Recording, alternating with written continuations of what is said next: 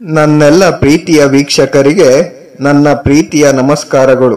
ನಮ್ಮ ಚಾನಲ್ನ ಇದೇ ಮೊದಲು ನೋಡ್ತಾ ಇದ್ದೀರಾ ಅಂದ್ರೆ ದಯವಿಟ್ಟು ಸಬ್ಸ್ಕ್ರೈಬ್ ಮಾಡ್ಕೊಳ್ಳಿ ಫ್ರೆಂಡ್ಸ್. ಮುಂಚೆಯಿಂದ ನೋಡ್ತಾ ಇದ್ದೀರಾ, ಇನ್ನೂ ಸಬ್ಸ್ಕ್ರೈಬ್ ಮಾಡ್ಕೊಂಡಿಲ್ಲ ಅಂದ್ರೆ ದಯವಿಟ್ಟು ಸಬ್ಸ್ಕ್ರೈಬ್ ಮಾಡ್ಕೊಳ್ಳಿ ಫ್ರೆಂಡ್ಸ್, ಸಪೋರ್ಟ್ ಮಾಡಿ. ನಮ್ಮ ಮಾತೃಭೂಮಿಗೆ ಪ್ರಪಂಚದ ಋಣ ಮಹತ್ತರವಾದುದು. ನೀವು ಎಲ್ಲ ದೇಶಗಳನ್ನು ಜನಾಂಗಗಳನ್ನು ಪರಿಶೀಲಿಸಿ ನೋಡಿದರೆ ಸಾಧುವಾದ ಹಿಂದುವಿಗೆ, ತಾಳ್ಮೆಯ ಹಿಂದುವಿಗೆ ದಕ್ಕಬೇಕಾಗಿರುವ ಋಣ ಬೇರೆಲ್ಲ ಜನಾಂಗಗಳಿಗಿಂತಲೂ ಹೆಚ್ಚು.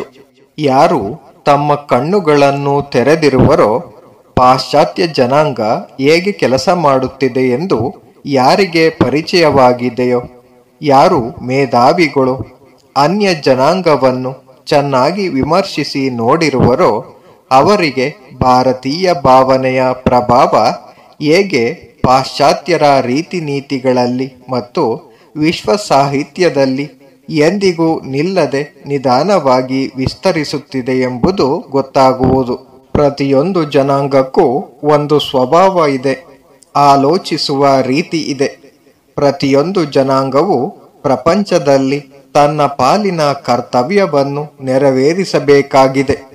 ರಾಜಕೀಯ ಅಥವಾ ಮಿಲಿಟರಿ ಶಕ್ತಿ ನಮ್ಮ ಜನಾಂಗದ ಉದ್ದೇಶ ಎಂದಿಗೂ ಆಗಿರಲಿಲ್ಲ.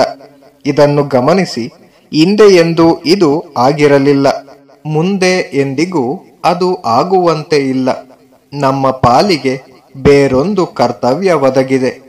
ಅದೇ ಜನಾಂಗದ ಆಧ್ಯಾತ್ಮಿಕ ಶಕ್ತಿಯನ್ನೆಲ್ಲ ಒಂದೆಡೆ ಸಂಗ್ರಹಿಸುವುದು, ಕೇಂದ್ರೀಕರಿಸುವುದು. ಯಾವಾಗ ಅವಕಾಶ ಒದಗುವುದೋ ಆಗ ಕೇಂದ್ರೀಕೃತ ಶಕ್ತಿಯನ್ನೆಲ್ಲ ಪ್ರಪಂಚವನ್ನು ತೋಯಿಸುವುದಕ್ಕೆ ಮಳೆಗರಿಯಬೇಕು. ಭರತಖಂಡ ಪ್ರಪಂಚಕ್ಕೆ ನೀಡುವ ದಾನವೇ ಆಧ್ಯಾತ್ಮವಿದ್ಯೆ. ಧಾರ್ಮಿಕ ಸಂಶೋಧನೆ ಮುಂದಿನ ವಿಷಯವನ್ನು ಸ್ಪಷ್ಟಪಡಿಸುವುದು.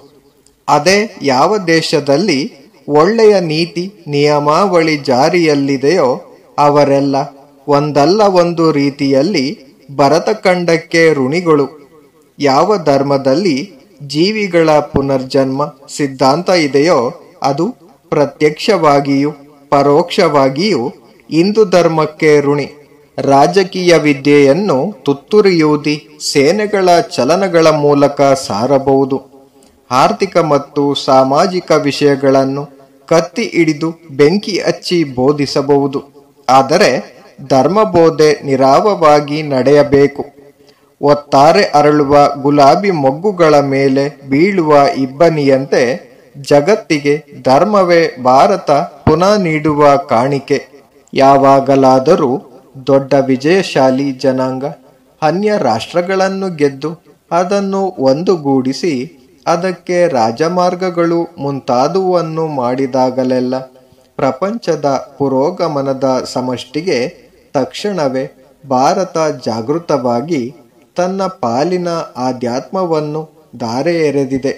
ಪ್ರಪಂಚದ ಭಾವನ ವಿಕಾಸಕ್ಕೆ ಭಾರತೀಯರ ಪ್ರಭಾವ ಯಾರಿಗೂ ಕಾಣದೆ ಕೇಳದೆ ಬೀಳುವ ಹಿಮಮಣಿಯಂತೆ ಇದೆ. ಆದರೂ ಅದು ಅತಿ ಸುಂದರವಾದ ಗುಲಾಬಿಯನ್ನು ಅರಳುವಂತೆ ಮಾಡುವುದು. ಭಾರತೀಯರ ಪ್ರಭಾವ ಮೌನವಾಗಿದೆ, ಅಗೋಚರವಾಗಿದೆ, ಆದರೂ ಅದ್ಭುತ ಪರಿಣಾಮಕಾರಿಯಾಗಿದೆ. ಇದು ಪ್ರಪಂಚದ ಭಾವನೆಯನ್ನೇ ಕ್ರಾಂತಿಗೊಳಿಸಿದೆ. ಆದರೂ ಯಾವಾಗ ಇದನ್ನು ಮಾಡಿತು ಎಂದು ಯಾರಿಗೂ ಗೊತ್ತಿಲ್ಲ. Thank you for watching friends. Please subscribe my channel.